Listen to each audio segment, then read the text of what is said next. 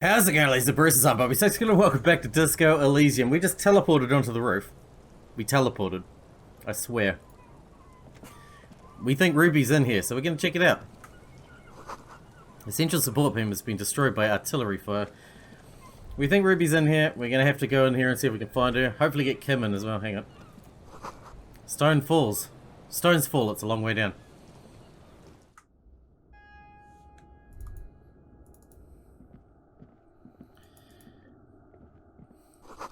The glass is covered with grime and dust. You can barely see out. Postcard. Martinez, 98.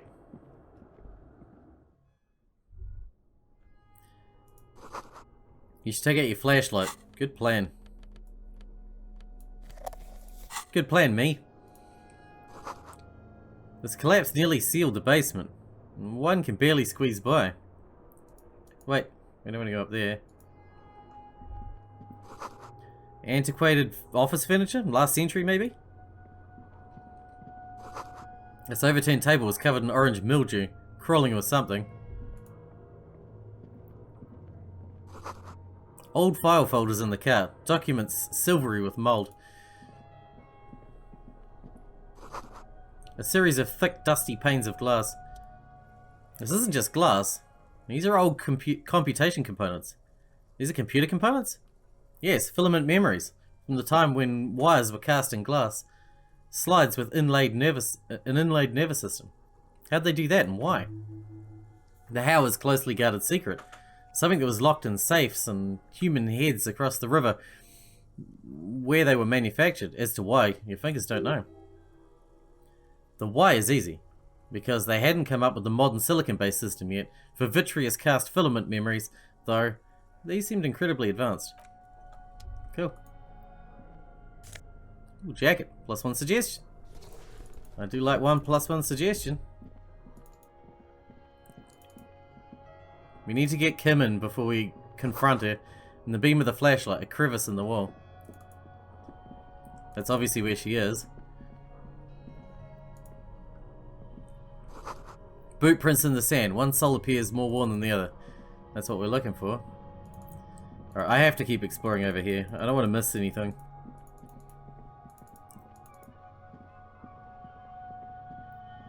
Oh, there's Kim there.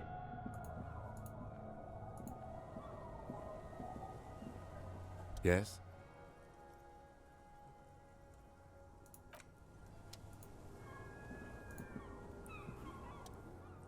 Push the doors open.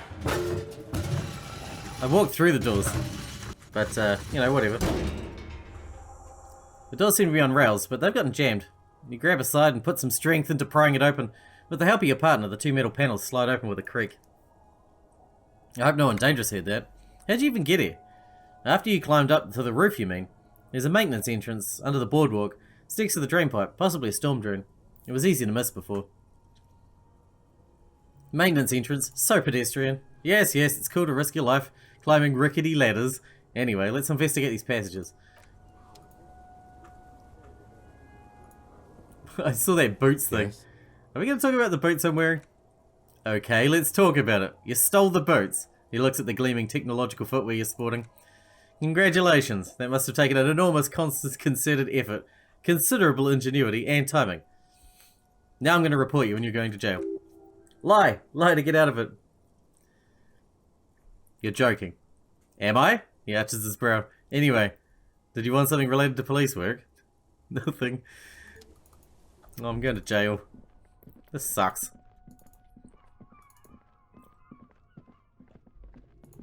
Right, what do we got? What is this? Revolutionary's hat. If I put that on, that'll activate anything. Stale fabric smell and dust. No one slept here in months, maybe years. Let's put the hat on, because that'll activate a thought. Definitely.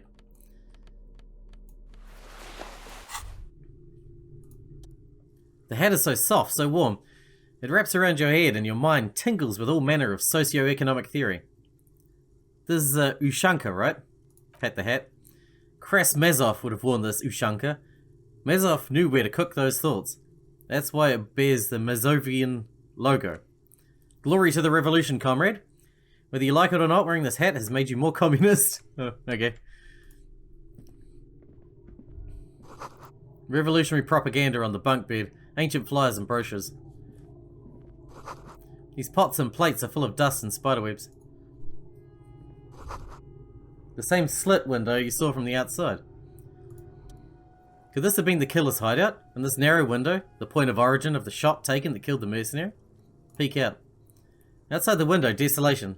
Snow falls softly on the coastal sand, where it melts almost instantly. On rooftops, it lingers. Turn to Kim. Could the killer have used this as a hideout? It's a great place to hide, certainly, but there hasn't been anyone here in ages. Kim, I can't see the whirling in rags. The shot didn't come from here. Indeed. No one could get a clear view. Well, at least we've been thorough. I like thorough. A mustachioed and mutton-chopped man, amateurishly depicted, looks a bit like us. Gazes at you with sad eyes. A plaque reads, K. Mezov. There's a spiderweb in the lower left corner of the portrait. Brush the dust off the portrait? Years' worth of dust is shaken off. The full head of hair, matched by an ample moustache and sideburns, look a bit silly. Someone crouches, heels digging into the wet sand.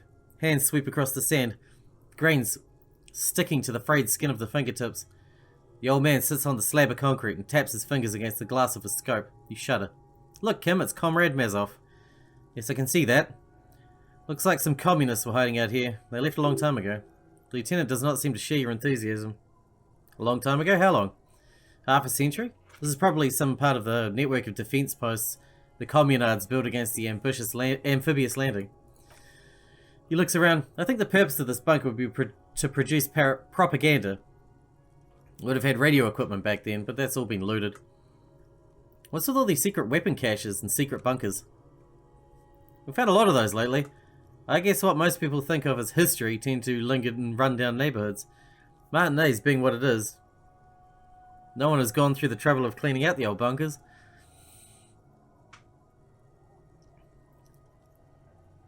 Could it be connected to the Mazov bust we found in the student's room? Millions of depictions of Mazov have been produced. They're not all connected. Besides, that looked like some student. The youths always go for this kind of stuff. Could someone have stopped through here recently? He looks at the dust. You mean like Ruby? No. I think we stumbled on a piece of history.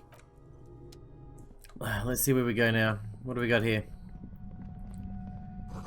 A tunnel collapsed. You have to find another way around. Okay, that's cool. It looks like there's a lot of tunnels here. Is this not the right place then? It's getting louder, the buzzing sound.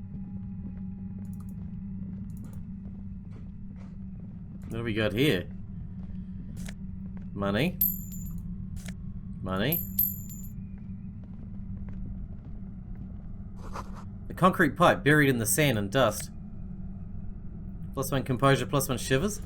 I could use that. +1 composure is going to be good. Oh look, there's someone here. Ruby the Instigator. Suddenly your entire body is paralyzed. Aggressive white noise fills your skull. A strange pain like you've never felt before. Through the static you hear a woman's voice. It's like 1,000 radio stations are being blasted into your head all at once. But her words are the only ones you can make out. I know you're feeling pretty uncomfortable right now. Don't move too much or fight it. That'll just make it worse. Says the shadowy figure by the machine. Can't say it's a pleasure, officer. I was really hoping not to make your acquaintance. But here we are. As she says the word officer, you feel a spike in the agony. Sounds like the entire radio frequency range is screaming directly into your neural pathways. Cover your ears. No, buddy, it's not going to help. You can't shield yourself from this. It's an entirely new type of experience, way worse than all the previous ones.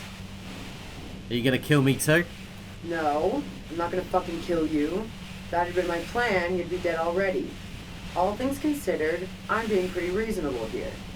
I'm using a pale latitude compressor. You and your partner have been caught in its field. A pale latitude compressor is used to sort of make the pale more manageable.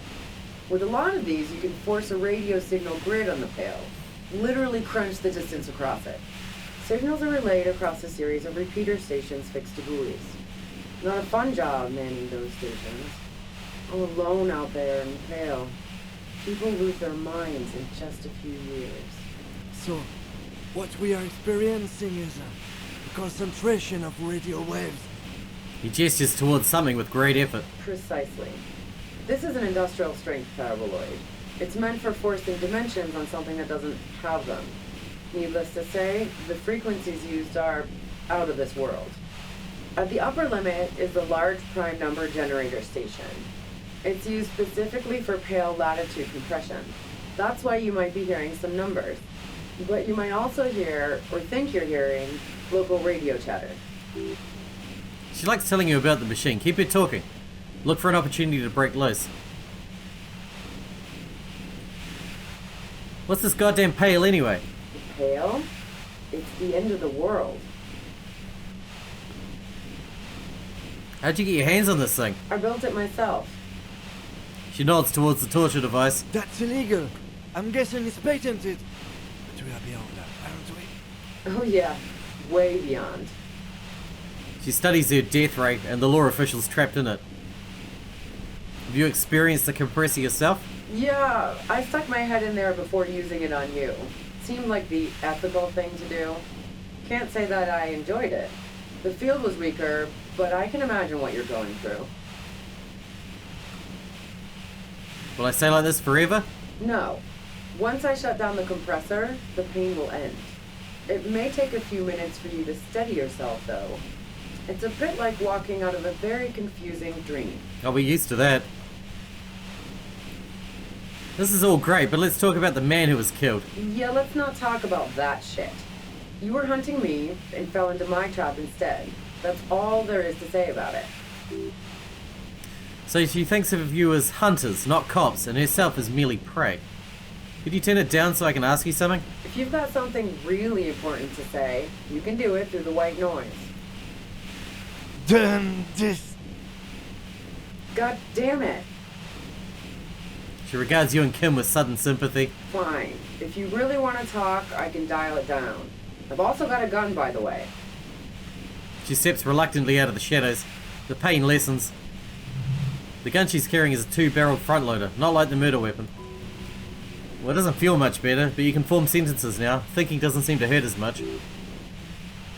There's only 3 meters between you and the machine. If you keep it distracted long enough, maybe. 92%? Because I've got the tool equipped, fortunately. Go.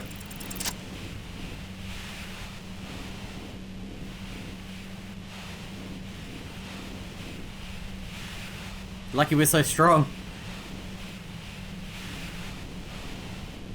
Otherwise we'd be in trouble. You did it. The compressor lies broken on its side. It's quiet in your head again. Still hurts like hell, but... Whisper over your shoulder. You okay, Kim? Lieutenant haunches, recovering. All good, officer. Be careful. She looks at the machine, assessing the damage. Her hand trembles. Ah, fuck it. She puts the barrel of the gun to her mouth. I can do this. She's truly desperate. She thinks she has no other options. You need to give her options. What options? You know.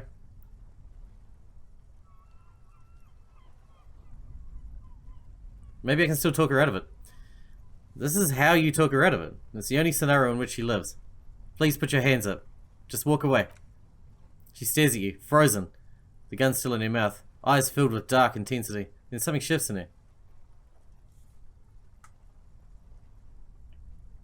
You don't have to do this. You're not cornered. I'm letting you go. Day of miracles, she says, pulling the gun out of her mouth, eyes still fixed on you. Then turns her gaze to the tunnel behind you. I'll take it. She runs past you, then past the lieutenant, and disappears into the darkness of the tunnel. Good call. The lieutenant is unsteady on his feet. Are you sure? Yeah, I'm sure. He has to catch his breath. I would have done the same, had I not been incapacitated. What if we just let the murderer go? I have a feeling we didn't. He looks around, then points to the back of the cavern. Her tent. We should check it out. Well, that went intensely, but... you know, all in all, it all came out alright. I wish I could have asked her some more questions, though. Can do with the health boost. Cooking utensils. She's prepared herself porridge and bananas. Money.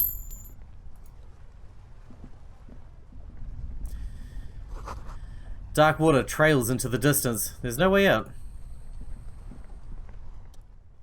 The plain red tent stands by disappointingly. Look inside.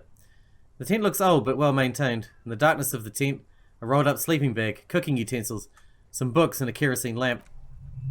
Reeks of cigarettes. Shine your flashlight on the books. Assorted soft covers, mostly pulp horror. A motor carriage lies buried in the snow on one cover. On another, a ghost airship. You see a collection of radio enthusiast magazines. The lieutenant peeks over your shoulder. See anything? Sift through the magazines. Rager Monthly, Journal of Material Science, More Technological Digest. One of the magazines doesn't have images on the cover. It's not a magazine, it's a leather notebook. Take it. You pocket the worn brown leather journal. We should read this immediately, like right now. You got it. Wrong button. A thick journal. The cover is worn, like someone used to carry it around in their back pocket. Examine the cover. It's made of full grain leather. The lower left corner and the back cover sports an embossed brand name, Schneller. Schneller is a stationery brand from Gottwald, beloved among architects and engineers. She's got good taste and must have taken whatever she recorded in here seriously. Unwind the strap. The journal falls open. About 2/3 of its ruled page have been filled. Study the handwriting. The large cursive of someone who writes quickly and confidently. Flip through the pages. It's a mix of logistical notes, diagrams, and personal reflections, all dated. It's good. She left in a hurry. We can learn a lot from this. Kind of logistics. Hard to tell exactly. It's mostly noted down in code. Looks like contact information, quantities, directions. There could be useful information about local operations in those notes. We have a junior sergeant at my station who's good with codes. I can give this to her after we finish it. What are the diagrams of? Esoteric radio technology. The most recent ones probably pertain to the latitude compressor. Sketches, calculations of distance and density. You may get a familiar spiral shape. Anything personal? Short row observations of people and places.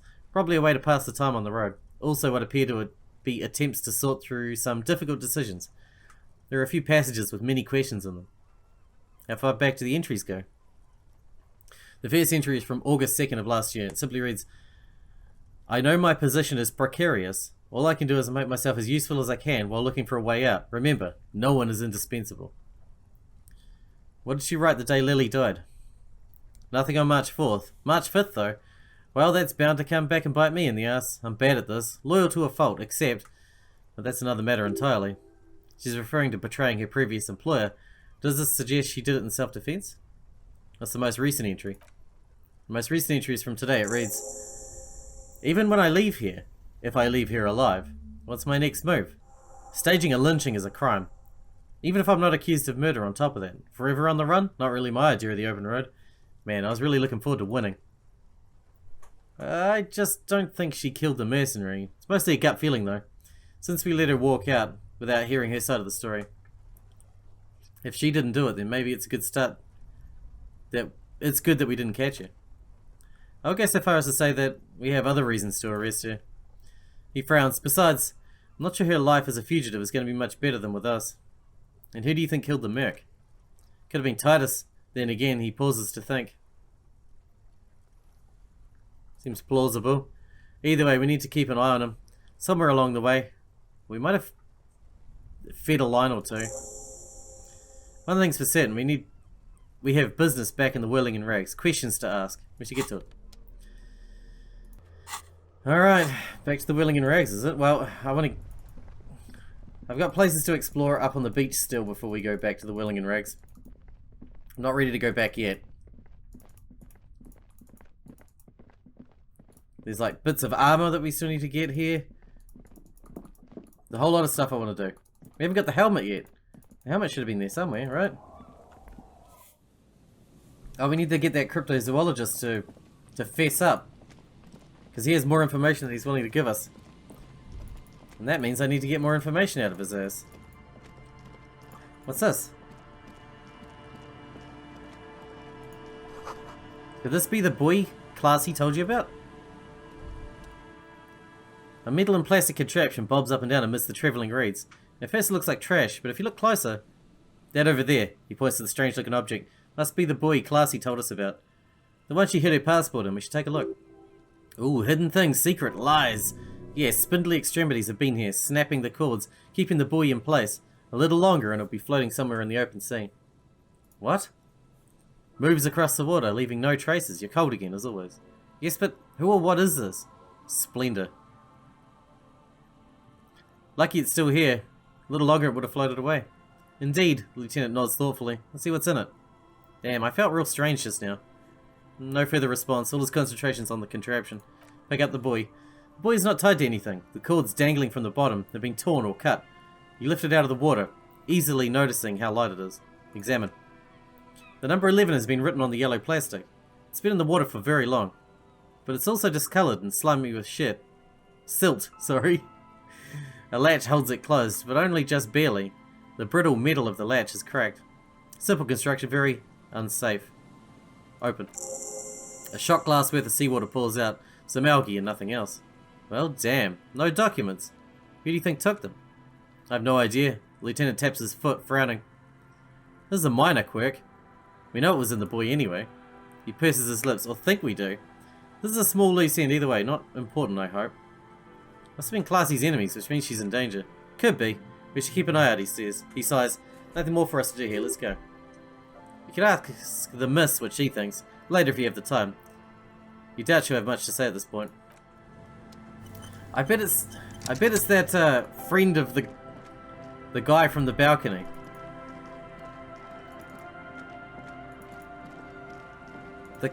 The government official guy. We should go talk to him. Where are these cryptozoologists gone?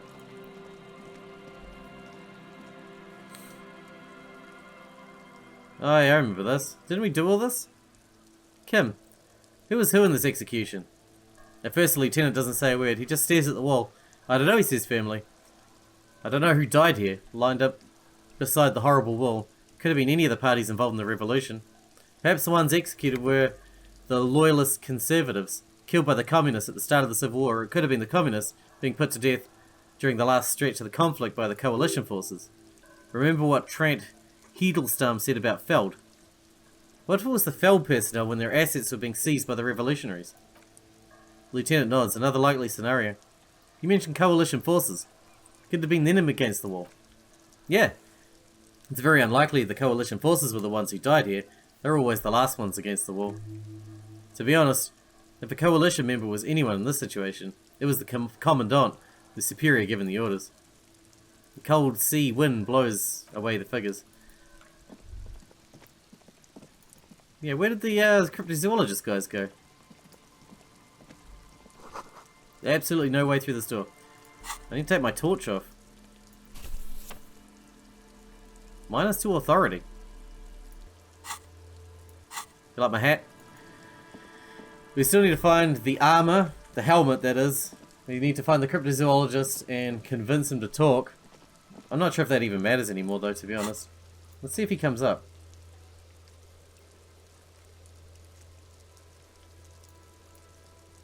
No, not Andre.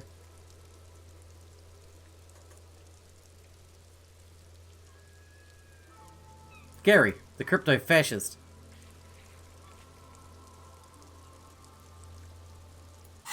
Yes, that guy. They were over here before. Where the hell are they gone? Move further up.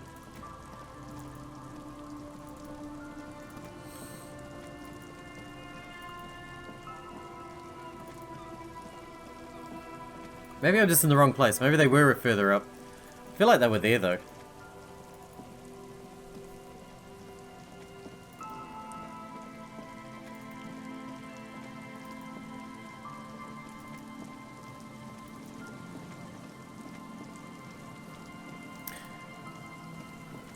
What is our current lead? What do we need to do next? I've forgotten already.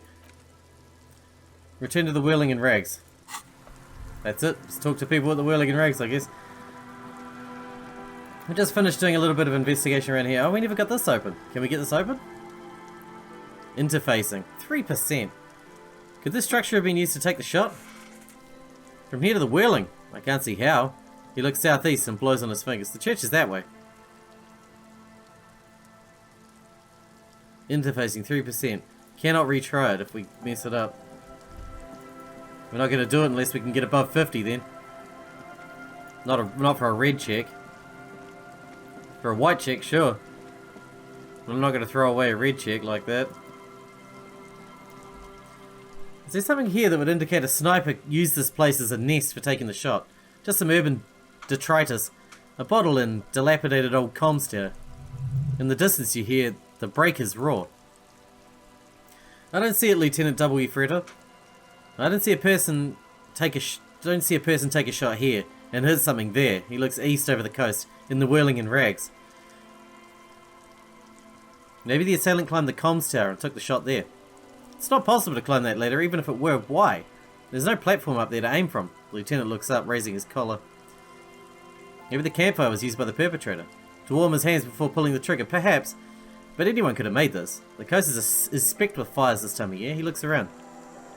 Truthfully, this seems like a very poor choice to take a 1.2 kilometer rifle shot from. Visibility is awful. There's water vapor everywhere. I think we can rule it out. B double prime, was it? What about the cigarette butts?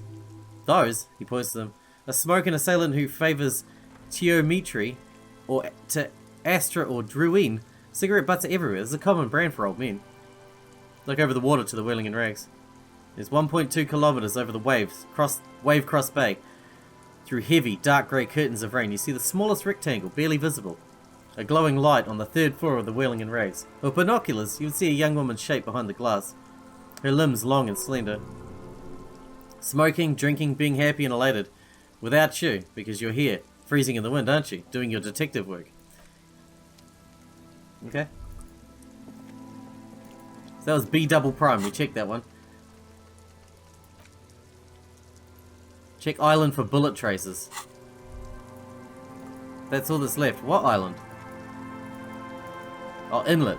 Is it inlet? No, island. We still haven't found the murder weapon either. Also an issue. What's over here? Nothing.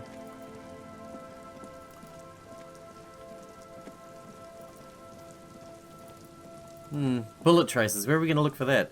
I wish I could get in there. How high can I get by interfacing? Not very high. Not when I've only got 3% on that. It's at +3 though. I could go to +5.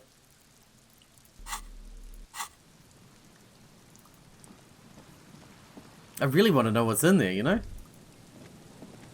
We do have a lot of skill points free. Just saying.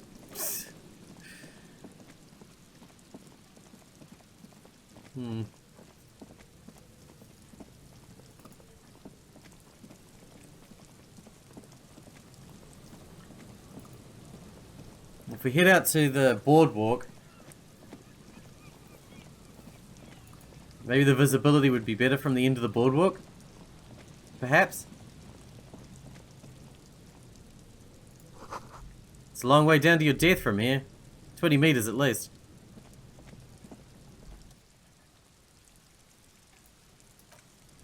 Wait, what about the cigarette package? Red Astra, never mind.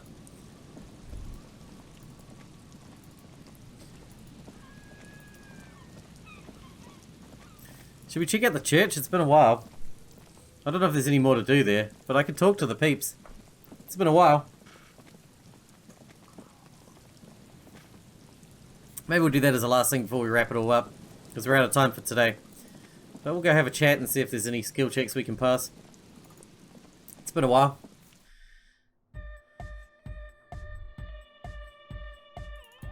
How's everybody going? Oh, hey man, it's good to see you. Composure. Anything I can do with composure? 3%. What is the point? What about you though? Cold wind blows in from the broken gallery. Makes your skin crawl. Yes, what is it? Logic, godly. Pale unknown is -10. That's real bad, man. That ruins everything. There was a check here that we haven't done as well, eh? I think. It's still locked. Encyclopedia 4. This is Dolores Day. Yes, he looks around. I wasn't sure before, but this must be the DeLorean Church of Humanity in Martinez. It's called the Small Pinewood Church in some records. You knew the place? It's a minor landmark, not easy to find. Most maps misplace it. He lowers his voice. It was not built long after the Revachel's founding, 300 or so years ago, by first-generation settlers. on the coast of an uninhabited archipelago where only animals had roamed before in the wild reeds. What else do you know? There used to be 7 stave churches on the coast. Les Sept Sœurs, they called them, the Seven Sisters. Only one remains. The rest were burnt in the revolution, or used for building materials. We should be respectful here, although the building appears to be deserted. We have already found the Instigator, and I'm not sure what else we want to find here. He looks around. Respectful? Is the lieutenant a follower of the Dollarinism? Are you a follower of Dollarinism? Yes, we all are. Her name, body, and rule are synonymous with humanism. The laws we enforce are Dollarin in origin. I didn't think you were spiritual. It's not spiritual, it's constitutional. The Dollarin system does not demand faith, only accordance. Okay. If I boost Encyclopedia, I could get that one.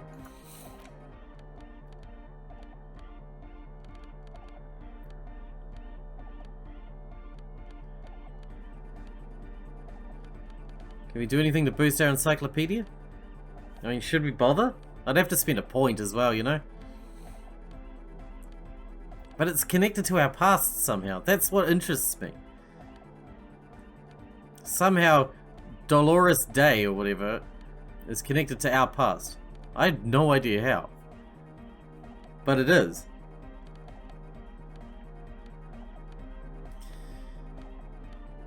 +2 Encyclopedia, there you go. Boom.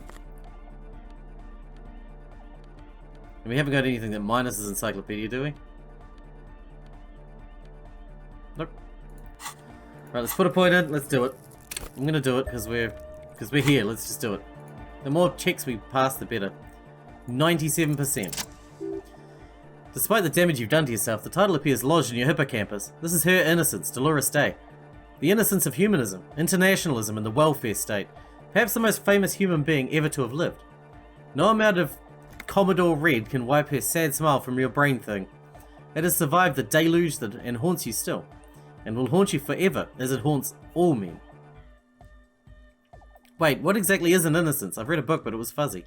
The highest category of historic individual, an embodiment of the world's spirit. A ruler. More, an innocence is elected to office by the founding party, a precedent that has taken a mere 6 times in the entirety of history. The legal system of the Real Belt is built to accommodate inocentric rule should it coincide with our time. An innocence is infallible. The decisions made by one are not decisions, they are inevitabilities. What would have happened anyway, only accelerated. Packed into decades instead of centuries, an innocence is a continuous compressed event. A sacred human being. It is an honor and a glory to live when one is in office. Is one in office now? No, we are alone. When did she rule? 300 years ago, in the wake of the discovery of this Isola, the Insulindian, by explorers from the continent of Mundi. She is, among other things, the innocence of intersolary travel and the connected world. What else do I know about her? Many things. You know, she was a woman of the court, the wife of an influential Marchese, and eventually the principal advisor to Irene le Navigator, Queen of Suresnes, modern-day Sur la Clef. Also, that she was gorgeous beyond beauty. What else? Was she smart? Terribly. Women of the court were expected to play both contract bridge and chess sufficiently well enough to prove an interesting challenge to a man. A similar grasp in matters of philosophy, theology, and science was encouraged. She was, by all means, a kept woman. She made the most of her position in the antediluvian court, a court visited by the most prominent thinkers and artists of the day. In secret, she was becoming the era's preeminent philosopher of the state, a scalpel, a piercing gaze. She was an almost preternaturally magnetic and intelligent individual. To her contemporaries, she appeared out of time, a messenger from the future of the species. We all fell in love with her, head over heels. Even before she was declared an innocence, her influence was tremendous. How come? It was on her advice that Irene le Navigator sponsored a number of voyages into the Pale, a costly, often tragic endeavour, ultimately vindicated by the discovery of the New World, the piece of reality you're standing on. She was crowned 2 years after the first expedition returned, setting in motion what was widely considered the greatest era in history, the DeLorean era. Wow. Wow indeed. When her innocence was declared, and the queen she had advised for years fell on her knees before her, she was so overcome with emotion that her lungs started glowing in her chest. Bystanders reported glowing filaments lighting the already sunlit chamber around her, clearly visible beneath her dress. That's why the lungs of the symbol of love are the symbol of love for the cultures of the Real Belt. Was there something terrifying about her? Terrifying is a term too emotionally charged for your semantic memory, or what remains of it, but although she is often considered to be the greatest human being to ever live, there was something ominous about Dolores Day, constantly surrounded by her Therias. She was the most socially secluded and least self-aware of all the innocences. Some modern thinkers would consider her a war criminal for the campaigns she waged against the Mesk state. And then there were the resettlement programs. What happened? The Mesk state tried to detach itself from inner-centric rule. Parts of the world were experiencing whiplash from accelerating into secularism. Her mandatory education programs and mass resettlement of upstream Magritte were problematic as well. Dissenters were suppressed by a military force she called the Army of Humanity, suggesting those who fight against it are not part of humanity. She adores chess, yes, but also military war games. Dolores Day often holds a tiny tin soldier between her index finger and thumb. In icons such as this, she was also blonde, the blondest woman you have ever seen, with green eyes the colour of Pesantic Mare Interrogate. Little is known of her Marquis husband. It's as if he vanished from history after completing his role, which was to introduce Dolores Day to the court. In conclusion, yes, there is something lonely, paranoid, and even terrifying that people seldom mention but feel when they think of her. This subtle terror is part of her iconography. Lieutenant Ifreto, you stood there for over 5 minutes. The lieutenant's calm voice echoes in the cold air of the church. What are you thinking of, if I may ask?